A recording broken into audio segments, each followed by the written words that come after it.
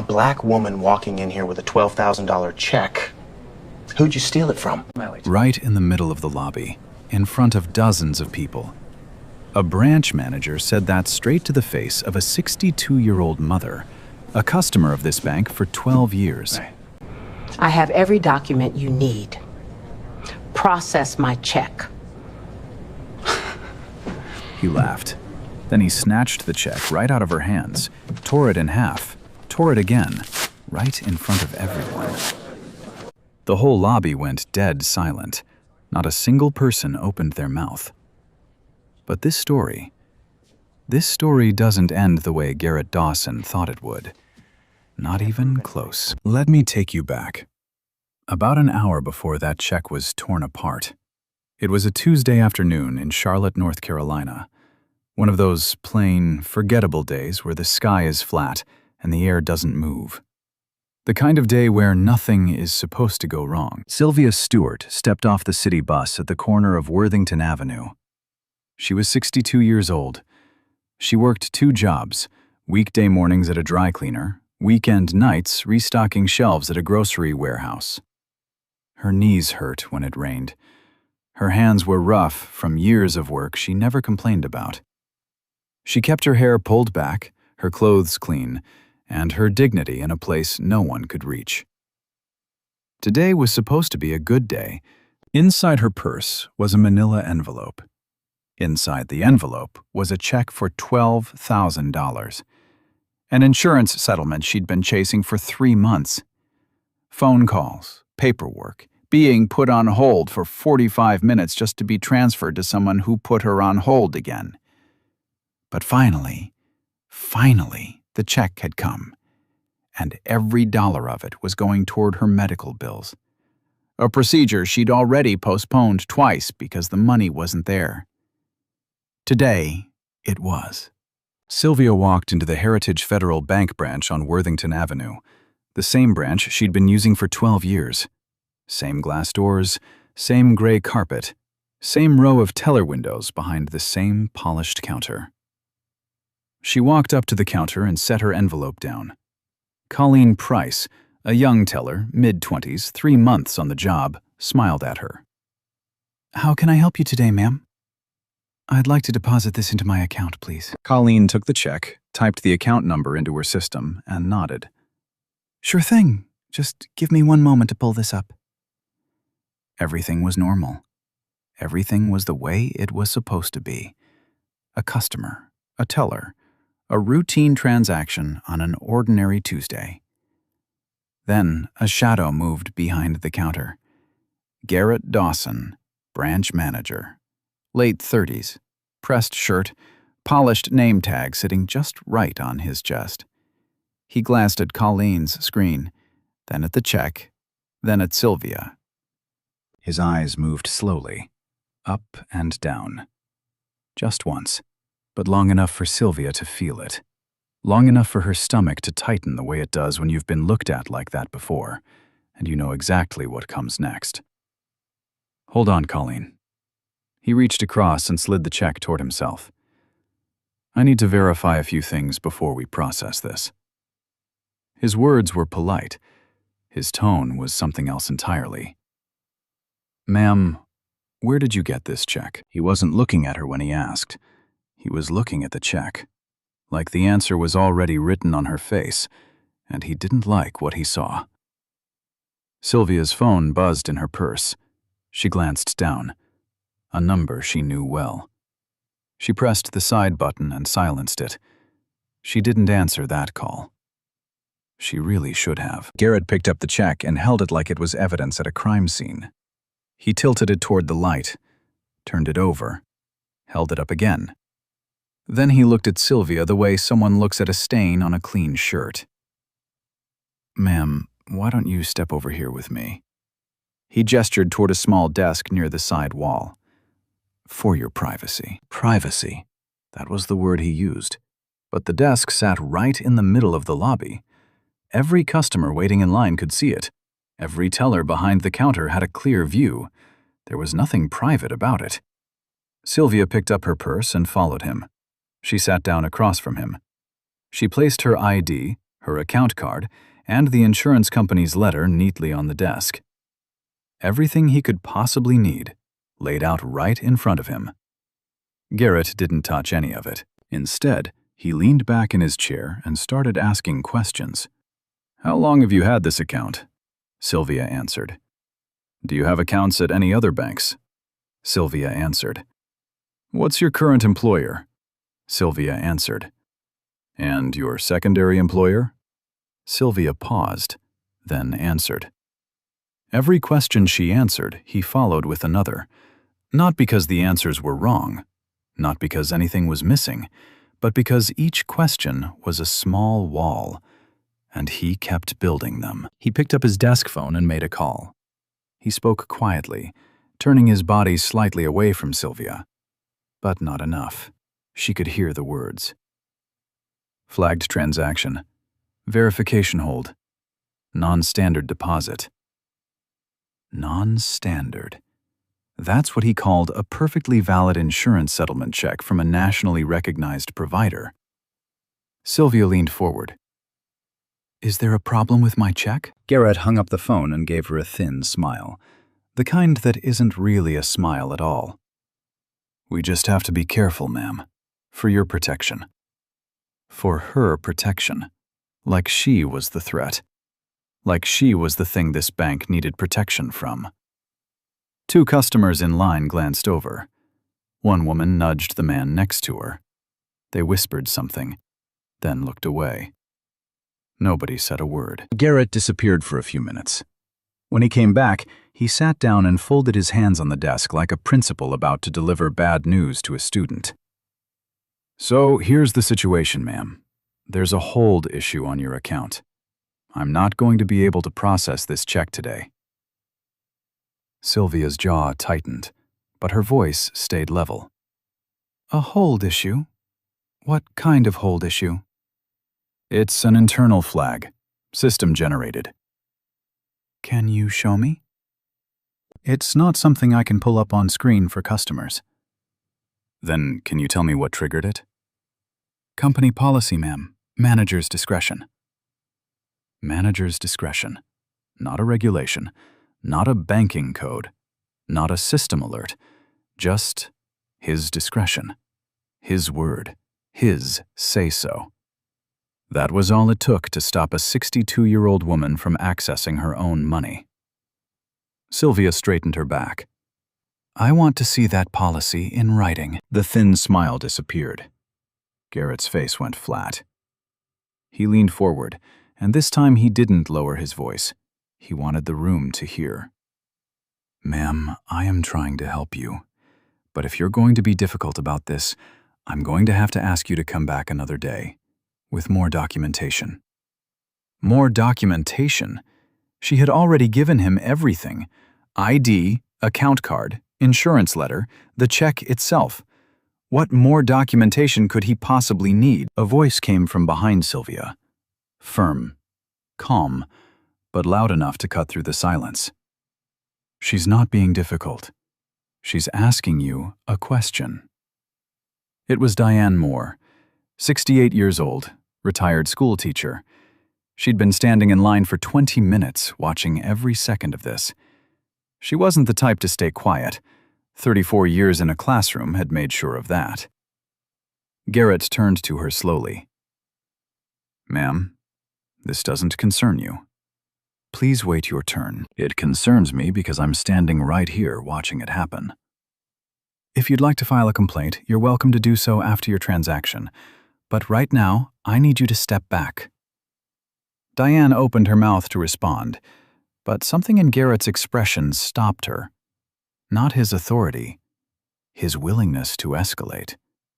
She could see it. The way his shoulders squared, the way his eyes narrowed. This was a man who would call security on a 68-year-old woman without blinking. Diane stepped back.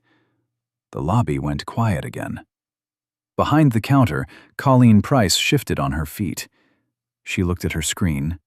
She looked at Garrett. She knew what the system said. The check had cleared the initial screening. There were no flags. Not real ones. Mr. Dawson, she started. The check did clear the initial. Colleen. He didn't even turn around. I'll handle this. Colleen closed her mouth. She looked at Sylvia. And Sylvia saw it. That look. The, I'm sorry, but I can't look. The look of someone who knows exactly what's happening and chooses silence anyway. Sylvia stood up, slowly. She picked up her ID, her account card, and the insurance letter from the desk. She placed them back in her purse, one by one. Then she looked at Garrett and said the words that every person says right before they hit a wall they can't break through. I want to speak with someone above you. Garrett's face changed. Something behind his eyes shifted. Not anger. Something worse. Amusement. Someone above me. He repeated it like it was a joke, like the idea of this woman, this black woman, standing in his lobby, going above his head, was the funniest thing he'd heard all week. He picked up the check from the desk, held it between two fingers, and looked at Sylvia the way you look at something you're about to throw in the trash. You know what? I'm going to do you a favor. He tore the check in half. The sound filled the room. Paper splitting apart, clean and sharp. Then he tore it again, 4 pieces. He set them on the desk in a neat little pile, like he'd just finished opening junk mail. There, he said. Now you don't have to worry about it. Sylvia didn't move. She didn't scream. She didn't cry. She stood completely still. And if you were watching, you might have mistaken that stillness for weakness. But it wasn't. It was the stillness of a woman whose brain was still catching up to what her eyes had just seen. The kind of silence that comes right before the earthquake, not after. $12,000. 3 months of waiting. Medical bills that couldn't wait any longer. Torn apart in 2 seconds by a man who never even read the insurance letter she brought. Garrett leaned in, voice low, almost a whisper. You can file a complaint if you want, but I'll tell you right now, no one is going to believe you over me. Diane Moore, still standing in line, pulled out her phone. She didn't say anything. She just held it up and pressed record. Colleen stepped back from the counter. Her hands were shaking. 2 other customers looked at the floor. One of them grabbed his jacket and walked out of the bank without finishing his transaction. And Sylvia's phone buzzed again. In her purse, vibrating against the silence like a heartbeat. That phone had been ringing all afternoon, and the person on the other end?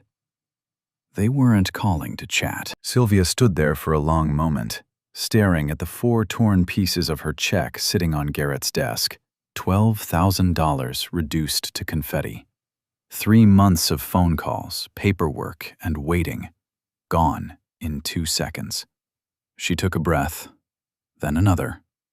Then she spoke. I want to file a formal complaint. Garrett tilted his head like she'd just asked for something unreasonable, like she'd asked to see the moon up close. A formal complaint. He said it slowly, letting each word hang in the air. Sure, absolutely. You're within your rights to do that. He stood up from the desk. The complaint forms are in the back. Give me a minute. He walked toward the rear of the branch and disappeared through a door marked Staff Only. A minute passed. Then 5. Then 10. Sylvia stood at the desk alone with her purse in her hands and 4 pieces of a torn check in front of her. Every second that passed was designed to do one thing: make her leave. Make her feel like the complaint wasn't worth the wait. Make her feel small enough to walk out that door and never come back. But Sylvia Stewart didn't leave. She stood there, back straight, eyes forward, waiting. When the staff door finally opened, Garrett walked out. But he wasn't carrying any forms. He was carrying something much worse. A security guard. The guard was a tall man in a dark uniform, His name tag read Douglas. He was black, and he looked like he already knew this wasn't going to feel right. Garrett walked up to Sylvia with the guard beside him. He didn't sit down this time. He stayed standing, above her, looking down. "Ma'am, I've been more than patient with you today, but at this point, you're creating a disturbance in my branch. I'm going to have to ask you to leave." Sylvia looked at the security guard, then back at Garrett. "A disturbance? I've been standing here quietly for the past 10 minutes waiting for a complaint form. That's a disturbance?" "You're making other customers uncomfortable." Sylvia glanced around the lobby. The customers who were left weren't looking at her. They were looking at their phones, at the floor, at the walls, anywhere but at her. Not because she was making them uncomfortable, because he was, and they knew it. "If you don't leave voluntarily," Garrett continued, "I will call the police, and I don't think either of us wants that." There it was, the final card, the one that always gets played when nothing else works. Not policy, not procedure, not manager's discretion, just the raw, naked threat of law enforcement, aimed at a woman whose only crime was asking a bank to deposit her own check. Sylvia turned to the counter. She looked directly at Colleen Price, the one person in this building who had tried, even for a second, to say the right thing. "You saw what he did," Sylvia said. Her voice was steady, not angry, just clear. "You saw him tear up my check. You know it cleared your system. Are you going to say something?" Colleen's eyes were red, her lips pressed together. She looked at Garrett, who was watching her with the kind of look that said, "Choose your next words very carefully." Then Colleen looked at the floor. I'm sorry, ma'am." Sorry. That was all she had. Not because she didn't care, but because she was 24 years old, 3 months into this job, and the man who signed her paychecks was standing 5 feet away, daring her to speak. Sylvia nodded, not in agreement, in understanding. She understood exactly what kind of room she was standing in. A room where doing the right thing costs more than staying silent. A room where everyone could see the fire, but nobody was willing to pull the alarm. Garrett turned to the security guard. "Douglas, please escort this woman out." Douglas didn't move right away. He looked at Sylvia. He looked at Garrett. Something passed across his face. The kind of conflict you can see but can't name. The pull between a paycheck and a conscience. "Sir," Douglas said quietly, "she hasn't done anything." Garrett's nostrils flared. "Excuse me?" "She's just standing here, sir. She hasn't raised her voice. She hasn't threatened anyone. She's just—" "Do your job." Garrett's voice dropped low and hard. "Or I will find someone who will. Are we clear?" Douglas swallowed. He turned to Sylvia. "Ma'am, I'm sorry. I'm going to have to ask you to come with me." Sylvia looked at him. She could see it. The apology behind his eyes. The "I know this is wrong, but I can't afford to lose this job" look. She'd seen that look on a lot of faces today. She picked up her purse. She straightened her coat. And she looked at Garrett one last time. "You tore up a check from my medical bills. That money was real. My life is real. And you treated me like I was nothing." Garrett said nothing. He just watched her turn toward the door. Sylvia walked slowly across the lobby. Every step echoed. Every pair of eyes followed her. The same eyes that had looked away when she needed them. Now they watched. Now that it was too late to matter. She reached the glass door. Douglas held it open for her. And right there, right at the threshold between inside and outside, between humiliation and the cold air of the parking lot, her phone rang again. This time she answered. She pressed the phone to her ear, and the voice on the other end said 5 words. "Mom, stay right where you are." Sylvia stopped walking. Her hand was still on the door. Her feet were still on the threshold. She didn't step outside. She didn't turn around. She just stood there and waited. Something was coming. She could hear it in his voice. Her son didn't say, "Are you okay?" He didn't say, "What happened?" He said, "Stay right where you are," like a man who already knew everything and was already on his way.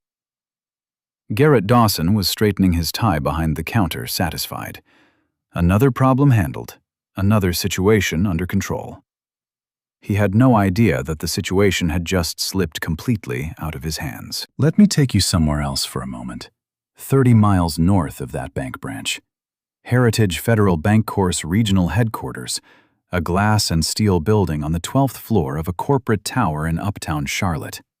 That's where Nathan Stewart was sitting when his world tilted. Nathan was 32 years old, senior vice president of regional compliance at Heritage Federal, the parent company that owned over 200 branches across the Southeast, including the one on Worthington Avenue. He'd spent the last decade climbing through the ranks, quietly, methodically, without fanfare. Most people in his life didn't fully understand what he did, his mother included. Sylvia knew her son worked at a bank. She knew he wore a suit. She knew he was doing well, but she didn't know the scope. She didn't know that the man who called her every Sunday morning and brought her groceries on the first of every month had the authority to shut down any branch in the region with a single phone call. Nathan kept it that way on purpose, not out of secrecy, out of separation. He never wanted his mother to feel like she needed to drop his name to be treated right. She shouldn't have to. Nobody should. But that Tuesday afternoon, his assistant knocked on his office door with a printout that changed everything. "Sir, there's an unusual fraud hold flagged on an account at the Worthington branch. The account name is Stewart. Sylvia Stewart." Nathan's hand stopped over his keyboard. His coffee went cold mid-sip. He didn't blink. He didn't breathe. He just read the name again. Then one more time, because his brain refused to believe what his eyes were telling him. Then he pulled up the branch's real-time security feed on his monitor. He watched his mother sitting at a side desk while a branch manager asked her questions she'd already answered. He watched her place her documents on the table, ID, account card, insurance letter, neatly, patiently, the way she did everything. And he watched the manager ignore every single one. He watched Diane Moore speak up and get shut down. He watched Colleen Price try to intervene and get silenced with 2 words. Then he watched Garrett Dawson pick up his mother's check, hold it between 2 fingers like a piece of garbage, and tear it apart. Nathan's jaw locked. His hand gripped the edge of his desk so hard his knuckles went white. The pen in his other hand snapped in half. He didn't even notice. He watched his mother stand perfectly still as the torn pieces were stacked on the desk in front of her like trash. He watched the security guard walk out. He watched the lobby full of people do absolutely nothing. He watched his mother, the woman who raised him alone, who worked 2 jobs so he could finish school, who never once asked him for anything, stand there, being treated like she had no right to exist in that building. He picked up his phone and called her. No answer. He called again. No answer. He called a 3rd time, a 4th, a 5th. Each ring felt like a year. While he was calling, he was also moving. He stood up. He grabbed his executive badge off the desk. He loosened his tie, then tightened it again. He walked out of his office and straight into the office of Russell Tate, Heritage Federal's head of internal affairs. "Russ, Worthington Avenue branch, right now. Bring your team." Russell Tate had worked with Nathan for 4 years. He'd seen him handle fraud cases, regulatory audits, branch closures. Always calm, always measured, always in control. He had never seen this look on Nathan's face. Not once. Russell didn't ask a single question. He picked up his phone called his compliance officer, and said 3 words. "Car, now, go." Nathan tried Sylvia one more time from the elevator. The doors were closing when she finally picked up. "Mom, stay right where you are." He didn't say, "Are you okay?" He didn't say what happened. He said, "Stay," like a man who already knew everything and was 30 minutes away from doing something about it. 25 minutes later, 2 black SUVs pulled into the parking lot of the Heritage Federal Branch on Worthington Avenue. They parked side by side, right in front of the glass doors. The kind of parking that says, "This isn't a visit. This is an intervention." The engine hadn't even stopped before Nathan stepped out. He was wearing his executive badge on a lanyard around his neck, the kind of badge that doesn't just open doors, but closes them. His face was set. Not angry. Something past angry. Something controlled and deliberate and very, very focused. Behind him came Russell Tate, silver-haired, stone-faced, carrying a leather folder that held documents Garrett Dawson had never seen and never wanted to see. And behind Russell, a compliance officer with a tablet. On that tablet was 90 minutes of security footage, already downloaded, time-stamped, and bookmarked at every moment that mattered. Nathan pushed through the glass door, the same door his mother had been standing at when she answered his call. She was still there, still holding her purse, still standing, because Sylvia Stewart does not sit down when someone tells her to leave a place she has every right to be. Garrett Dawson was behind the counter, adjusting paperwork, straightening pens, acting like the last 2 hours had been just another Tuesday afternoon, a small inconvenience, handled and forgotten. He saw the badges first, then the suits, then the SUVs through the window. He straightened his tie, rolled his shoulders back, put on his best branch manager's smile, the same smile he'd used on Sylvia, the same one that never quite reached his eyes. He walked around the counter with his hand extended. "Welcome to the branch, gentlemen. I'm Garrett Dawson, branch manager. How can I help?" Nathan walked right past him. He didn't shake his hand. He didn't slow down. He didn't even glance in his direction. He walked straight across the lobby, past the side desk, past the teller counter, past every silent face that had watched his mother be humiliated, and stopped in front of Sylvia. "Mom," his voice cracked, just barely, just for half a second, in a place only she could hear. "Are you okay?" Sylvia looked at her son. She didn't say anything at first. She just reached out and straightened his badge, the way she used to straighten his collar before school. Then she nodded, the kind of nod that holds back 12 years of moments like this one. Garrett's hand was still extended, hanging in the air. His smile was dissolving in real time, sliding off his face like something melting. The color left his cheeks. His arm dropped to his side. Every person in that lobby was watching. The same people who had looked at the floor 10 minutes ago. Now their eyes were locked on the Heritage Federal Executive badge hanging from Nathan's neck, and on the woman he'd just called Mom. "Wait," Garrett said.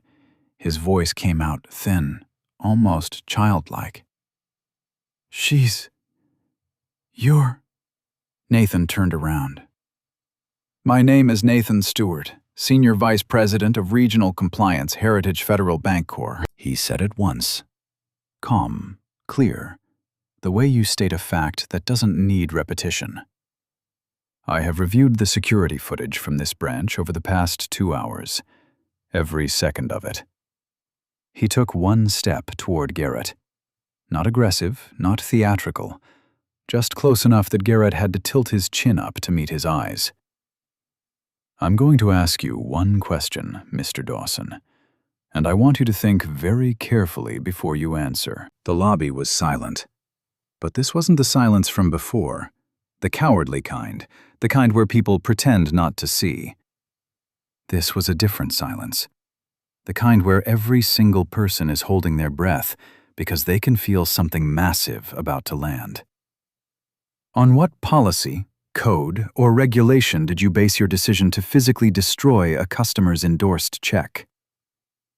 Garrett's mouth opened, then closed, then opened again, like a man drowning in 3 feet of water. Sir, there were irregularities with the deposit. The account showed... The check was issued by a nationally recognized insurance provider. It cleared pre-screening. The account has been active for 12 years with no flags, no overdrafts, and no prior holds. Nathan paused. Let every word land. So I'll ask you again. Garrett had nothing. No policy, no code, no regulation. Because there was none. There never was. The only basis for what he did was standing right in front of him, and it had nothing to do with banking. Russell Tate stepped forward. He opened his leather folder and laid a single document on the counter. His voice carried the weight of a man who had done this before and never enjoyed it. Mr. Dawson. Effective immediately, this branch is under an internal compliance review. All transactions are suspended. Your system access credentials have been revoked as of...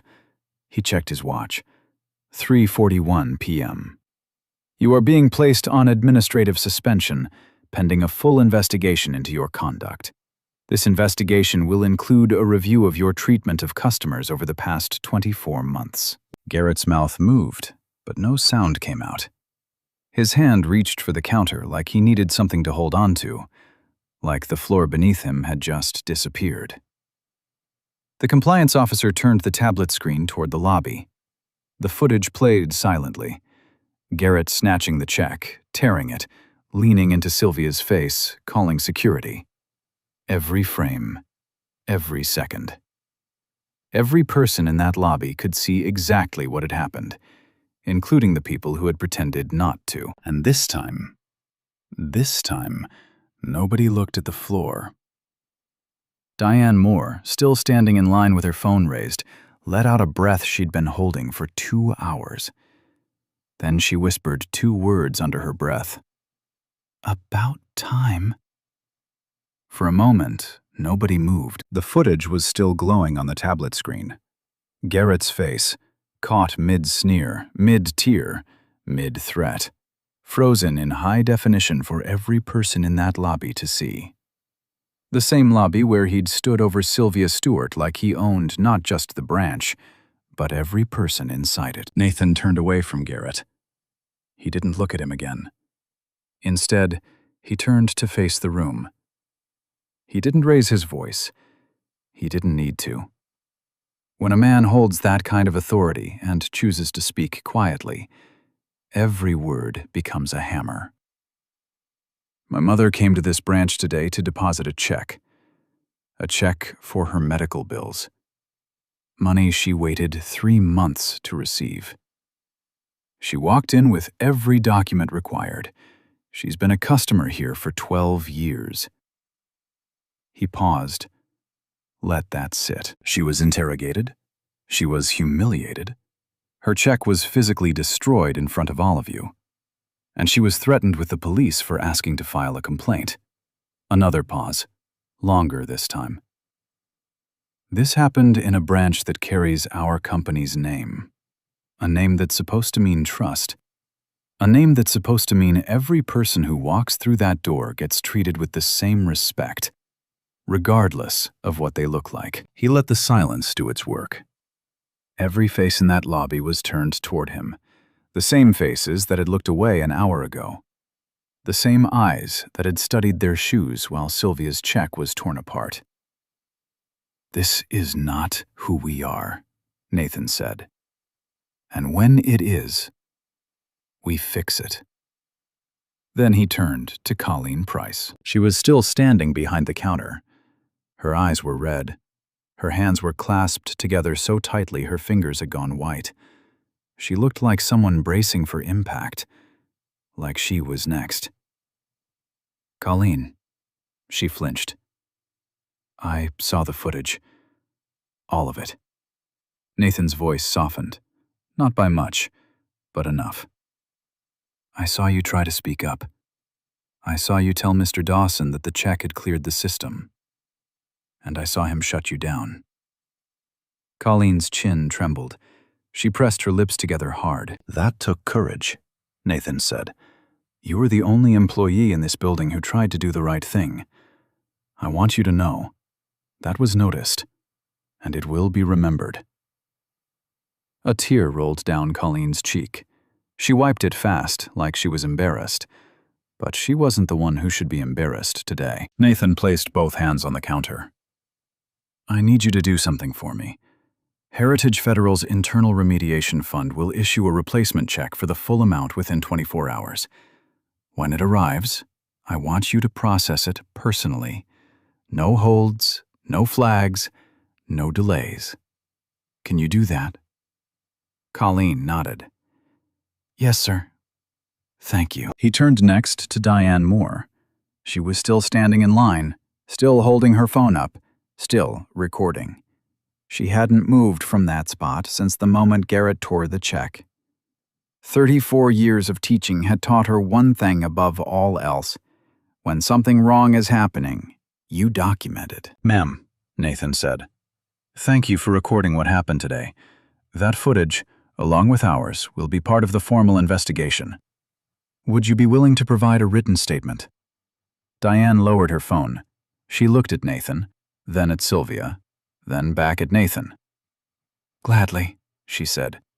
I've been waiting for someone to ask. A sound rippled through the lobby. Not applause, not words, just a shift. The collective exhale of a room full of people who had been holding their breath for the last 2 hours. A few heads nodded. One woman in the back put her hand over her heart. A man near the door uncrossed his arms for the first time since he'd walked in. It wasn't loud. It wasn't dramatic. But it was real. Garrett Dawson was still standing near the side desk. The same desk where he'd sat across from Sylvia and asked her questions designed to make her feel like a criminal. He opened his mouth. One last attempt. Nathan, Mr. Stewart, if I could just explain. Mr. Dawson.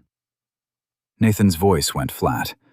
No warmth, no cruelty, just stone. Anything you want to say from this point forward should be directed to your union representative or your attorney. This conversation is over for you today. He nodded to Russell Tate. Russell stepped forward, placed a hand on the edge of the counter, and gestured toward the back office. Mr. Dawson, come with me, please. Garrett looked around the lobby, one last time, searching for a sympathetic face, an ally, a single person who might take his side. He found nothing, just eyes, watching him the way he had watched Sylvia an hour ago. Like he was the problem that needed to be escorted out. Russell walked Garrett through the staff door. It closed behind them with a soft click. And just like that, the man who had controlled this room for the past 2 hours was gone. The lobby felt different now, lighter, like someone had opened a window in a room that had been sealed shut. Nathan walked back to his mother. Sylvia was still standing by the glass door. She hadn't moved through any of it. She had watched her son address the room, acknowledge the people who tried to help, dismiss the man who tried to break her. And she hadn't said a word. Nathan stopped in front of her. The executive badge, the title, the authority, none of it mattered right now. He was just her son.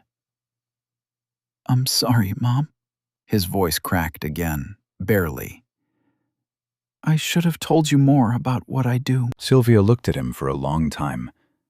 Then she reached up and cupped his face with both hands, the way only a mother can. You did exactly what you were supposed to do. Nathan closed his eyes. And for the first time that afternoon, in front of the lobby, in front of his team, in front of everyone, he let himself breathe.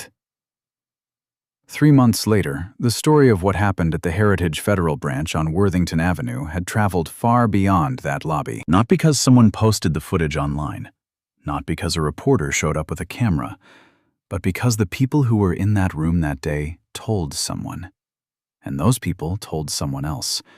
And the truth, the way it always does when it's ugly enough and real enough, found its way to the places it needed to go. Here's what happened to every person in this story. Garrett Dawson was terminated, but not just for what he did to Sylvia Stewart. The internal investigation went deeper than that one Tuesday. It pulled records. It pulled footage. It pulled transaction logs going back 24 months. And what it found was a pattern. Not a mistake, not a bad day, not a one-time lapse in judgment. A pattern. Over the past 18 months, Garrett had placed verification holds on accounts belonging to minority customers at 3 times the rate of white customers with identical account histories. 3 times. Same balances, same account ages, same documentation. The only difference was the face on the other side of the counter. He delayed deposits. He requested unnecessary documentation. He made phone calls to verify checks that had already cleared the system. And in 4 separate cases, 4, he had pressured minority customers into leaving the branch without completing their transactions. Sylvia wasn't the first. She was just the one whose son happened to sit on the 12th floor. Heritage Federal reported Garrett's conduct to the banking industry's federal regulatory body. His branch management license was suspended.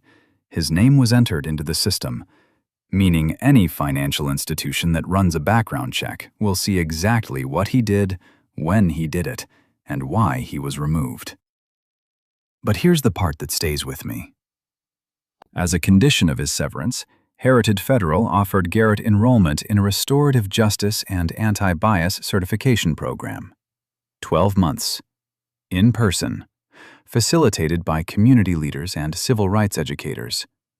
People who look like the customers he mistreated. People whose stories sound a lot like Sylvia's. Not as punishment, as a path. A door. Whether he walks through it, that's on him. Nobody can carry a man into his own redemption. He has to choose it. And as of today, he hasn't given his answer. Colleen Price was promoted to assistant branch manager. She was 24 years old and 3 months into the job when all of this happened. She tried to speak up. She was shut down. And for weeks after that Tuesday, the guilt sat on her chest like a stone she couldn't move.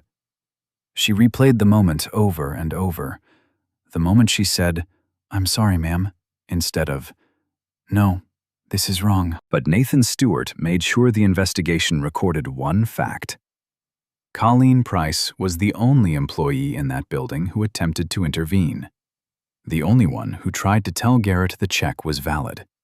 The only voice in that branch, besides Diane Moore, that pushed back. Even if it was only for a second. Even if it wasn't enough. It was something. And something matters when everyone else gives you nothing. Colleen didn't just accept the promotion. She earned it by building something that didn't exist before. She designed and implemented what Heritage Federal now calls the Witness Protocol, a system where any employee who observes potential discrimination is required and protected to report it. No retaliation, no write-ups, no quiet conversations in the back office. If you see it, you say it. Period. The protocol was reviewed by Heritage Federal's legal team, tested at the Worthington branch, and adopted across the entire Southeast region. The woman who had been too afraid to speak became the person who made sure no one else would ever have to swallow that fear again. Sylvia Stewart received her replacement check within 24 hours. No holds. No flags. No questions. Colleen processed it personally, just as Nathan had asked. Sylvia's medical procedure was scheduled 2 weeks later and completed without complications. She recovered at home, in the same house where she had raised Nathan alone, the same kitchen where she packed his lunches, The same porch where she watched him leave for college with a suitcase and a promise to make her proud. He kept that promise, just not the way either of them expected. Heritage Federal's regional president sent Sylvia a formal written apology, hand-signed, delivered to her door by courier. It didn't undo what happened. Words on paper never do. But it acknowledged it. And sometimes, acknowledgement is the first brick in a longer road. Nathan Stewart recused himself from the investigation the day after the incident. He submitted the entire case to an independent review board and removed his name from every decision that followed. He didn't use his position to get revenge. He didn't leverage his title to punish. He didn't make it personal, even though it was the most personal thing that had ever happened to him. He used his authority for exactly one thing: to make the system work the way it was always supposed to. He didn't flip the table. He fixed it. Heritage Federal Bancorp mandated company-wide reform. Bias awareness training became mandatory across all 216 branches, with annual recertification required for every employee from teller to regional director. The Worthington Avenue branch was temporarily closed, fully restructured, and reopened 60 days later under new management. A dedicated compliance hotline was established, a direct line for customers to report discriminatory treatment straight to the regional office, bypassing branch managers entirely. No gatekeepers, no complaint forms in the back. Just a phone number and a person on the other end who is required to listen. The system didn't just apologize, it changed. Not because it wanted to. Not because it woke up one morning and decided to be better, but because one woman stood her ground when every person in the room expected her to leave. Because one son used his power for the right reasons. And because one moment, one ugly, undeniable moment, forced an institution to look in the mirror and deal with what it saw. A Sunday morning, 3 months after the day that changed everything, Sylvia Stewart is sitting on her front porch, a cup of coffee in her hand, the steam curling up slow and lazy into the morning air. The street is quiet. Birds are doing their thing. The sun is warm on her face, the kind of warm that doesn't ask for anything, just gives. Her phone rings. "Hey, Mom. Hey, baby. You need anything from the store?" "Just you.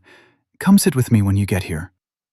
She hangs up, takes a sip, closes her eyes. A normal call. A quiet morning. A life that doesn't need saving anymore, just living. Not long ago, this woman was standing in a bank lobby being told she didn't belong, being told her money wasn't real, being told to get out before the police came. And now she's here. Coffee, sunlight, her son on the way. That's what dignity looks like when it's been taken from you and given back. He tore her check in half, looked her in the eyes, and said, "No one is going to believe you over me." He was wrong, but here's what I keep thinking about. It's not the moment Nathan walked in with the badges. It's Sylvia, standing at that slab door, refusing to step outside. Before her son showed up, before anyone came to help, she just would not move. 12 years as a customer, 2 jobs, a check for her medical bills, and a man who saw none of that, because he never looked past her skin. Nathan didn't save his mother that day. Sylvia saved herself. The moment she decided she wasn't leaving, what Nathan does would make sure the system that failed her could never fail someone else the same way. That's the difference between revenge and justice. Revenge flipped the table. Justice fixes it. Only me alone. There were a whole lobby full of people watching. They saw everything.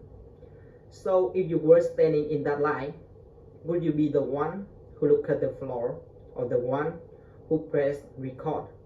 Tell me what you would have done. Be honest. Hit subscribe if you are new. We tell stories like this every week. And remember, your dignity doesn't need anyone's permission. It never did.